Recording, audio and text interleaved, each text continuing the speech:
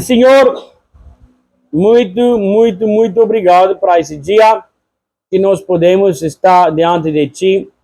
Nós colocamos essa situação de Venezuela em frente do Senhor, Senhor. Eu sei que cada venezuelano, mesmo se ele está dentro do Venezuela, ou mesmo que ele está fora do Venezuela, todo mundo quer que o Venezuela se torna um país onde Jesus seria glorificado, onde o país e o governo seria governado pelas pessoas certas. Senhor, nossos corações não estão esperando em seres humanos. Nossa esperança está em Ti, Senhor. E assim nós colocamos a Venezuela em Tuas mãos e também nossas vidas em Tuas mãos. Manhã nós queremos pedir ao Senhor para que o Senhor venha a visitar a gente aqui. Seja glorificado em nosso meio. Em nome de Jesus. Amém. Irmãos, vamos lá na Bíblia. A gente não vai ler. Eu vou contar para você um pouquinho sobre vida de duas pessoas. Sobre vida de duas pessoas. Senta reto, rapaz. Você está dormindo. Esse não é cama, não. Então, vida de duas pessoas. Duas pessoas. Uma pessoa chamava... Teve duas pessoas que teve mais ou menos o mesmo nome, apelido. Mas uma deles era... Ele chamava amigo de Deus. Aquele que falou com Deus face a face. Quem era isso? Moisés. Amigo de Deus. Isso era o apelido dele. O nome dele era Moisés, mas o apelido dele... Como chama o apelido em espanhol nessa? Não, apelido em espanhol é sobrenome. Mas como chama apelido?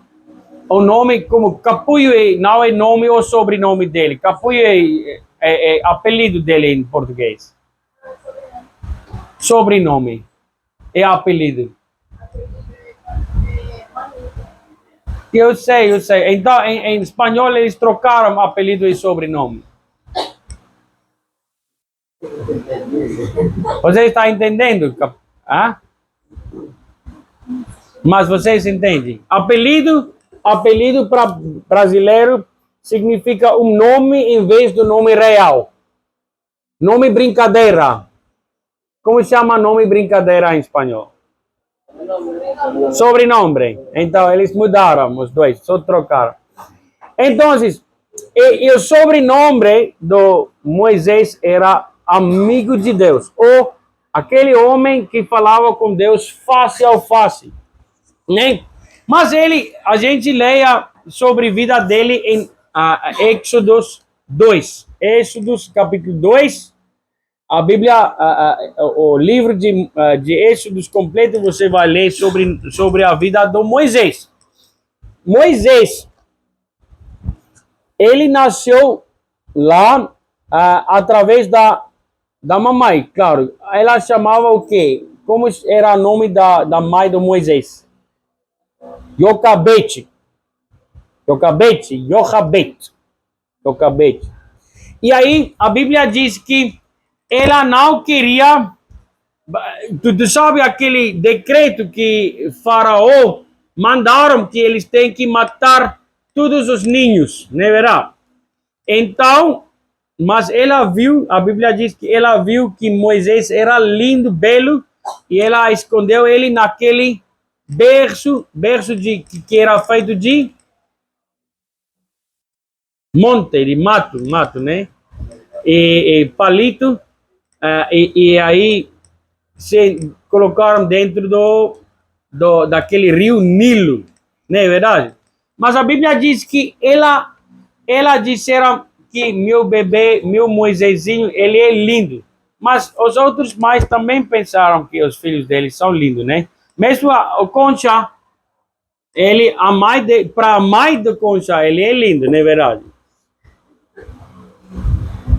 Qualquer bebezinho, papo, tudo, Neitza é lindo para a mãe dela, não é verdade? Né? Eu sou super feio, mas para minha mãe, eu sou lindo, não é verdade? Né? Qualquer criança é lindo para sua mãe, né? Mesmo que você, mesmo tem uma expressão que diz, mesmo se cavalo parece burro, para mãe sempre vai parecer cavalo, é verdade, né? Mesmo que ser humano pareça mono, para mãe vai ser humano, né, macaco? Mas enfim, mas para mamãe, Moisés, a mãe dele, Jochebed, ela colocou lá naquele tipo ninho, berçozinho, como chama em português?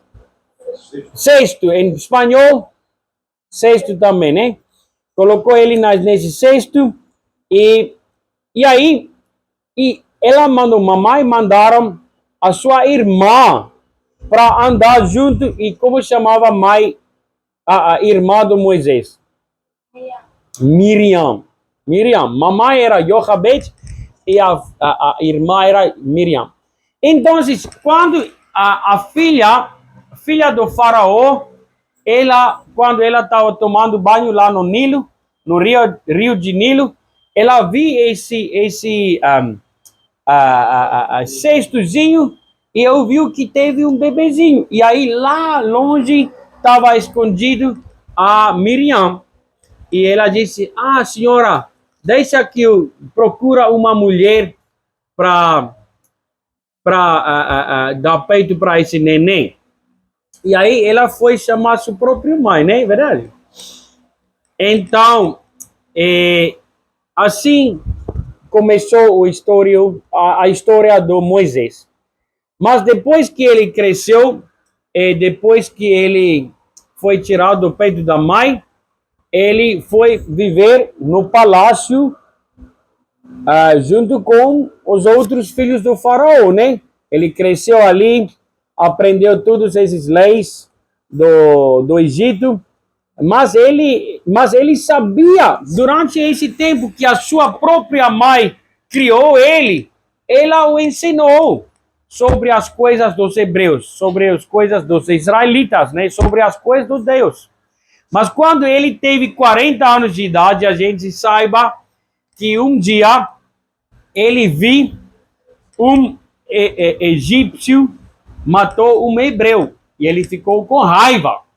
E ele matou aquele cara.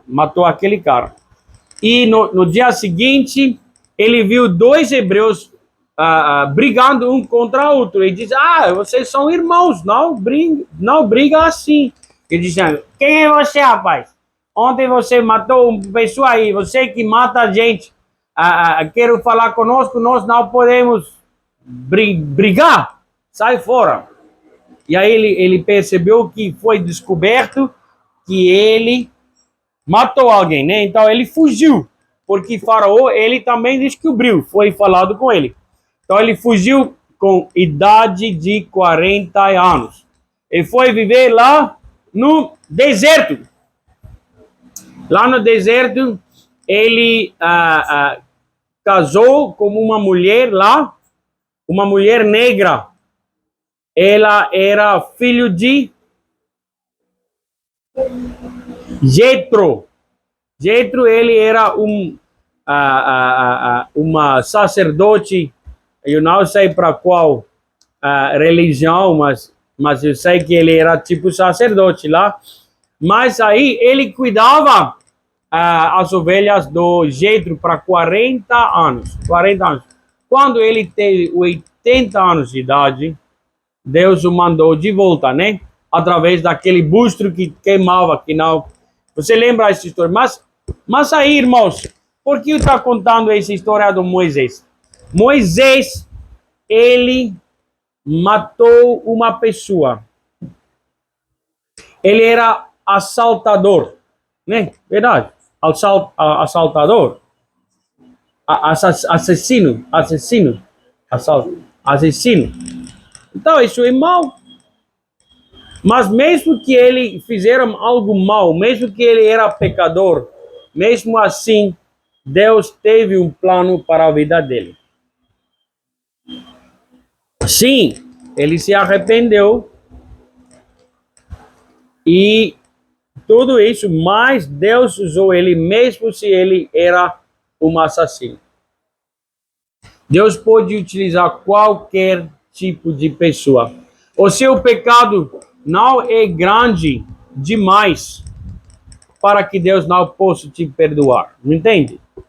Mesmo se você cortou o dedo de alguém, não vai cortar dedo de ninguém, tá bom? Por favor.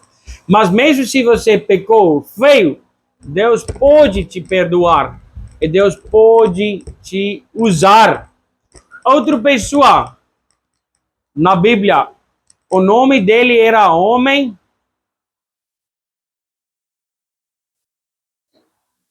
Davi? Homem perto do coração de Deus.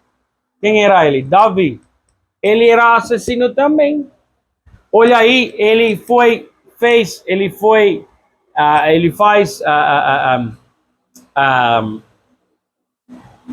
como fornicação com Batseba, e aí depois ele queria chamar o marido dela para que ele vim para estar com sua mulher, mas ele nem queria entrar na sua casa porque ele disse que não, mas os meus colegas soldados estão lá na guerra, como eu vou entrar na casa da minha esposa, né? Quando meus colegas estão na luta. Então, o próximo noite o Davi mandou que as pessoas enchem a cara do Urias, e aí ele bebeu demais, porque ele pensava, se vai mandar ele ser bêbado, ele vai entrar na casa dele, na mulher, porque ele queria esconder o pecado dele, mas aí mesmo se ele estava bêbado, ele nem foi para casa dele, disseram, não, meus colegas estão lá na guerra, como eu vou entrar na minha casa? Então, ele nem entrou na casa e voltou. Então, Davi percebeu que ele não vai ter jeito de esconder, então ele mandou que ele se ataque uma cidade e o resto dos soldados tem que se retirar.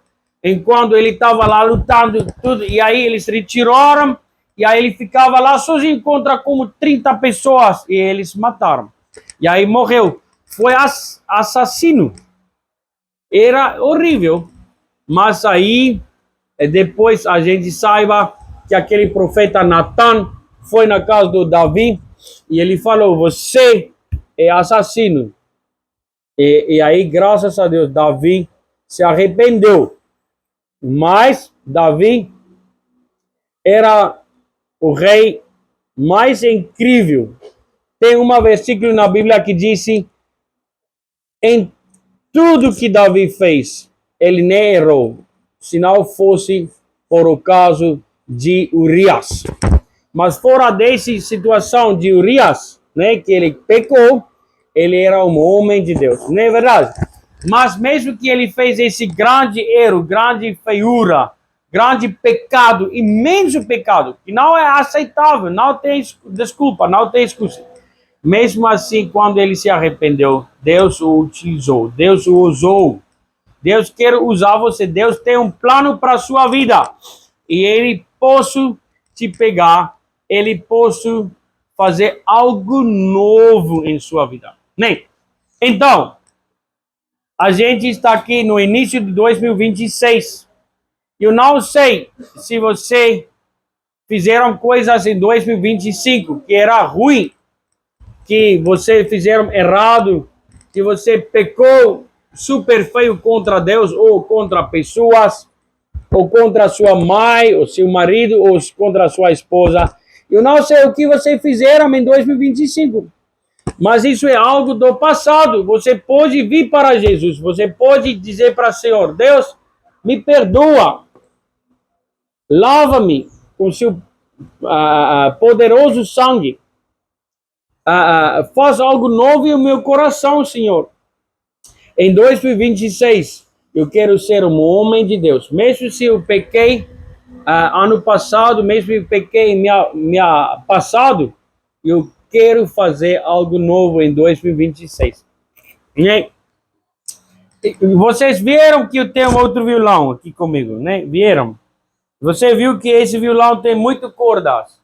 Tem 12 cordas esse violão. Esse é um violão muito lindo, muito antigo. Esse violão foi feito em 1970. Meu pai comprou esse violão, eu acho que em 1986. Meu pai comprou esse violão. Então, ele comprou com o dono principal. O dono principal que comprou esse violão em 1970, ele teve uma doença e ele nem conseguiu mais tocar violão. E meu pai comprou com esse cara. E aí, foi o violão do meu pai, o primeiro violão do meu pai. E aí, ele tocava e ele me ensinou com esse violão. E um dia, mas esse é um violão muito bom. E um dia ele estava pendurado, ele teve um aparelho lá, ele estava pendurado assim, na parede. Então meu papai, ele disse, eu posso tocar com ele. Então eu tirou ele, e quando eu tirou, acidentalmente ele caiu e quebrou feio, esse violão quebrou super feio. E aí meu pai teve uma regra lá em nossa casa, se eu fizer alguma coisa errada, mas eu chega de confessar ao meu pai, antes que ele descobrir, ele não vai me dar palmada. Mas eu tenho que o avisar antes que ele descobrir. Não me entende? Se você, por acaso, deixa o celular do seu pai cair, e você vai colocar o celular dele lá embaixo do travesseiro dele. E aí depois ele descobre, pai, mira, olha, meu celular se quebrou. E ele vai, quem quebrou meu celular? Foi tu. Sim. Então, ele nem foi confessar, né? É verdade. Mas se eu, por acaso, quebrou alguma coisa e foi confessar antes que ele descobriu, ele não iria me bater, né? Me dar palmada. Então, essa vez, eu estava lá, deixou cair sem querer. Eu fico lá esperando, lá na porta da casa, para meu papai chegar, voltar de trabalho. Quando ele voltou, papai, bom dia.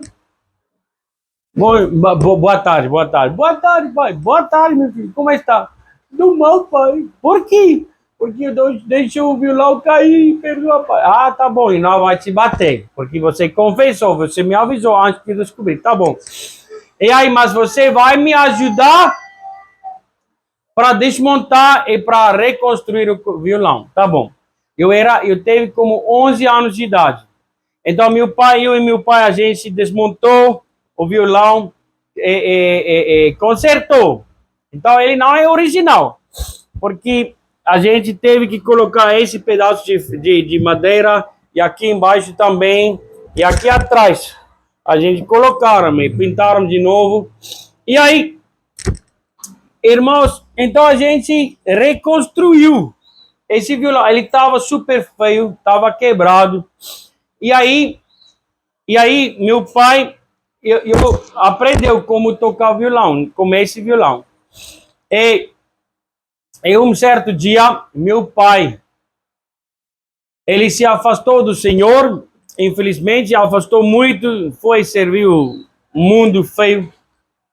E aí ele disse para mim, meu filho, toma esse violão, eu dou esse violão para você, para que você pode utilizar esse violão para a obra do Senhor. Então, toma esse violão é teu. Tá bom, pai. Então, eu estava super feliz. Então, eu tocava, ministrava com ele muitos anos. E depois de um tempo, meu pai se voltou a Jesus. Voltou a Jesus. Eu estava feliz. E ele me disse, meu filho, aquele violão que eu dei para ti de presente, eu posso emprestar ele?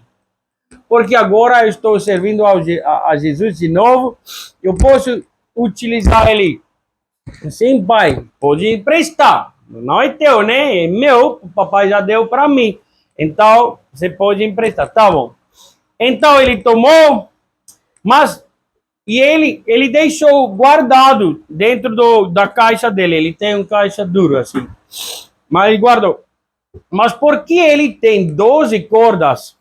Se você não toca com ele e ele está guardado dentro da caixa, você tem que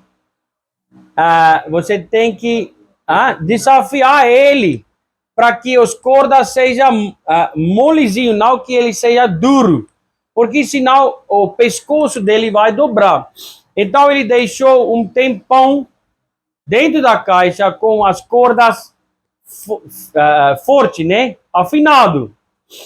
Então, quando ele tirou, ele viu que o pescoço dele estava dobrado. Feio, feio, feio. E aí, a segunda vez, esse violão se estragou. Agora, primeira vez eu deixou cair. A segunda vez ele dobrou porque não foi tocado, nem desafiou as cordas. E aí ele teve que levar para um luthier. Luthier é uma cara profissional que conserta violão. Então ele o levou e esse luthier se consertou esse pescoço. E colocaram esses ferrinhos, né? Esses traços, eu não sei como que chama. Tracinhos, né? Trastes.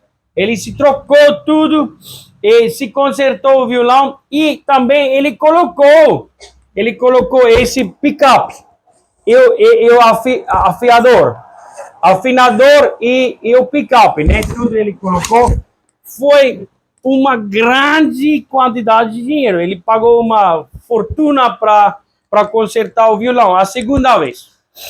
E aí, no final da conta, ano passado, meu papai, eles moravam numa casona grande, uma mansão. E eles venderam essa mansão, essa casona, e ele, porque ele tem 70 anos, 70 anos agora, e eles queriam mudar para uma outra casinha menor. E aí, vendeu a casa, e ele disse, ele vai fazer, como chama aquele coisa quando você, aí, quem vai pagar 10 reais, 10 reais, quem quer pagar 15? Subasta, né? Como chama em português? Leilão ou subasta, sim.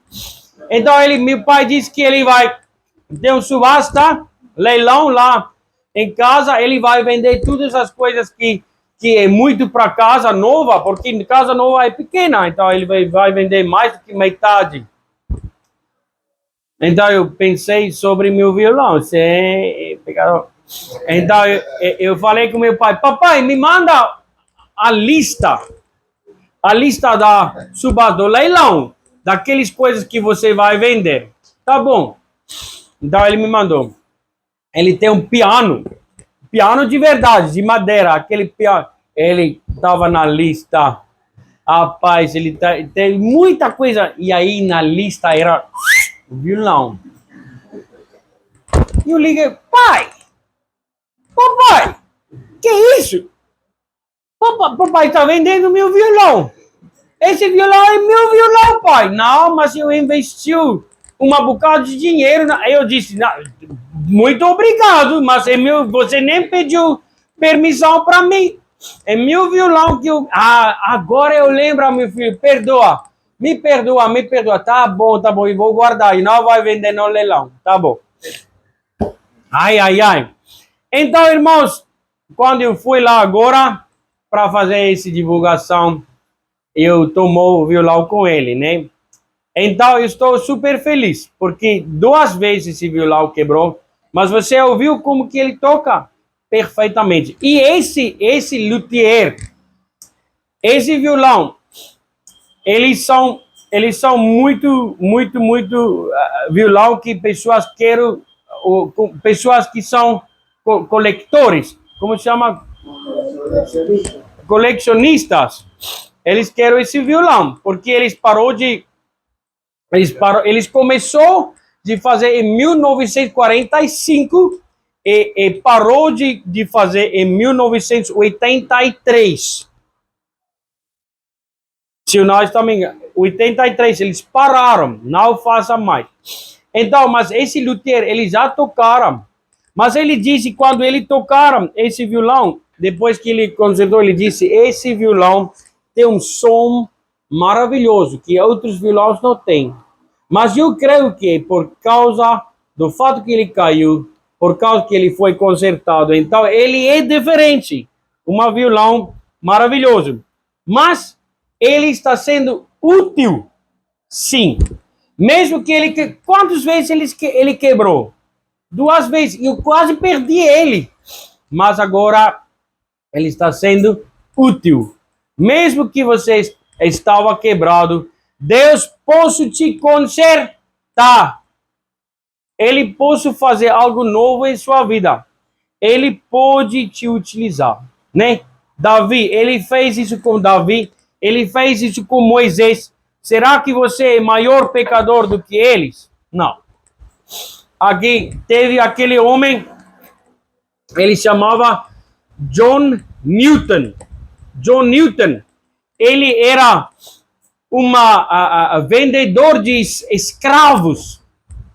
Ele venderam tantos escravos. Ele foi para a África, ele teve vários navios naquela época. E esses navios, ele pegaram escravos e voltaram pelo mundo vendendo escravos. Mas durante esse tempo, ele mataram mais do que 600 escravos. Durante esse tempo que ele era vendedor de escravos. Porque quando esses escravos, por exemplo, estavam rebeldes, ele os matou. Amarraram uma pedra na pé deles e jogaram no fundo do mar. Eles mataram mais do que 600 escravos. Imagina, matando mais do que 600 pessoas. É muito. E aí, umas moravianos. Você já ouviu sobre essas pessoas? Moravianos. Moravianos eram evangélicos da Alemanha. Desculpa, do Alemanha. E eles falaram com esse homem. Eles tomaram carona com eles, com o John Newton no navio dele. Eles evangelizou ele. E disseram que Jesus quer salvar sua vida. Ele disse, não. Deus não tem como te salvar um tal grande pecador do que eu. Não tem como. Não tem como. E aí, eles falaram com ele. E muito tempo passou. Até um dia que ele se entregou a sua vida a Jesus. E ele acabou de escrever em 1700.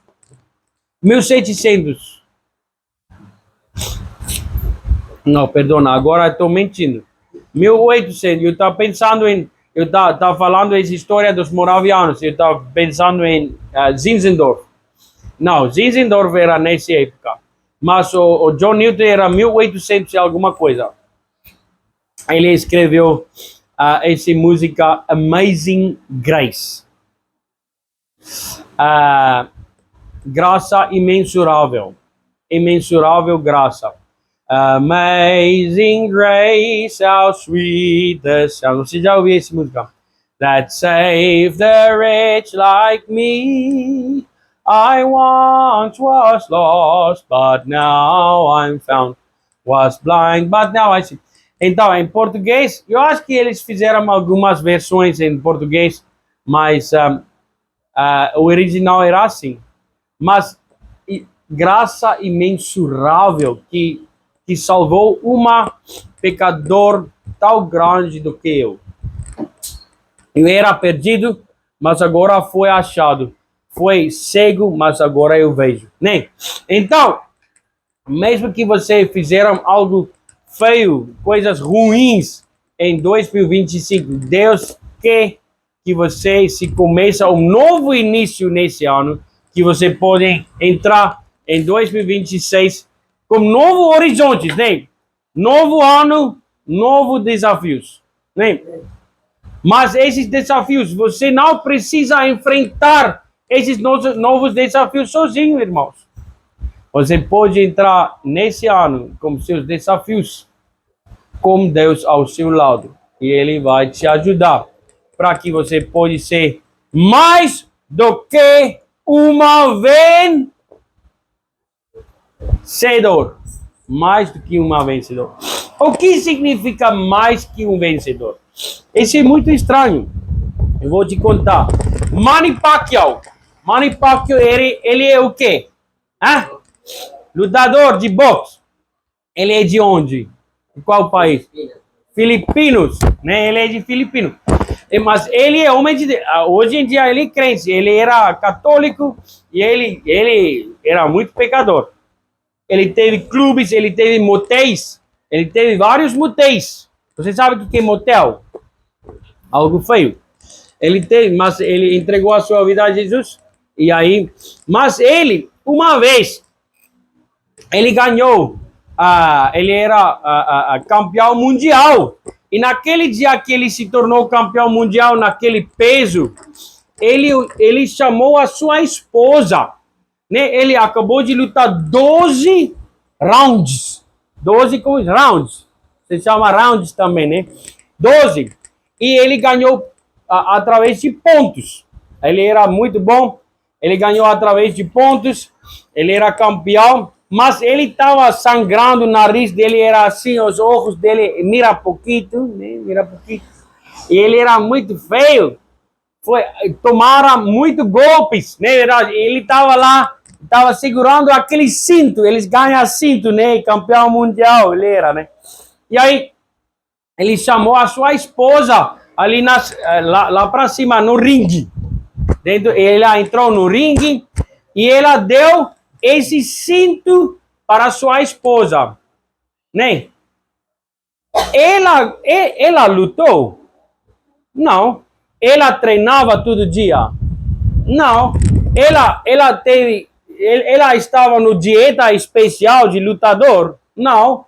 Ela tomara mais golpes? Não.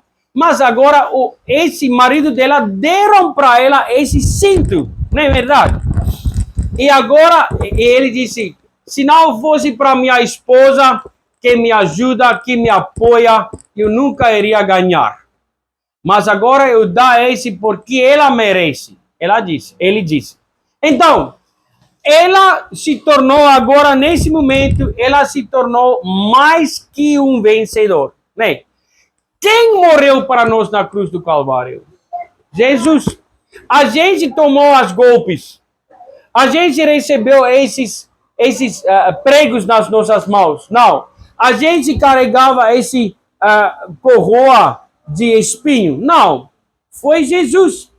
Mas aí, quando ele dá para nós vida eterna, quando ele dá para nós salvação, a gente se torna mais que vencedores, né? Então, esse ano, você pode entrar já sabendo que você é mais que vencedor, né? Então, irmãos, vamos começar em 2026, sabendo que mesmo que não deu certo ano passado, vamos começar bom. Vamos pedir ao Senhor: Senhor, toma minha vida, conserta aí onde estou quebrado, conserta para que eu possa ser útil, né? Ele possa te utilizar se você está disponível. Esse violão tem valor nenhuma se ele vai estar lá dentro do caixa, se ele vai estar dentro da sacola. Mas quando ele está sendo tocado pelo alguém, uma mestre, ele tem valor, né? Então, seja útil nas mãos do Senhor. Tá bom? Vamos orar. Senhor, muito obrigado para esse dia. Muito obrigado para esse privilégio que nós temos para ter graça e misericórdia do Senhor. Muito obrigado que nós podemos começar esse ano em tuas mãos, consertado através de mãos do Senhor. Mesmo se eu errei ano passado, mesmo que eu nem deu certo, mesmo se eu fizeram muitas coisas feias e maus ano passado, 2025, Deus pode tomar a minha vida se eu vou se arrepender. Deus pode tomar a minha vida, consertá-lo e pode me utilizar. Senhor, nós queremos ser mais que vencedores em 2026. Ajuda-nos em cada circunstância, em cada escolha que eu tenho que tomar, para que a gente possa escolher certo para o Senhor. Em nome de Jesus Cristo, nosso Salvador. Amém. Irmãos, sim, agora nós vamos utilizar Santa Ceia.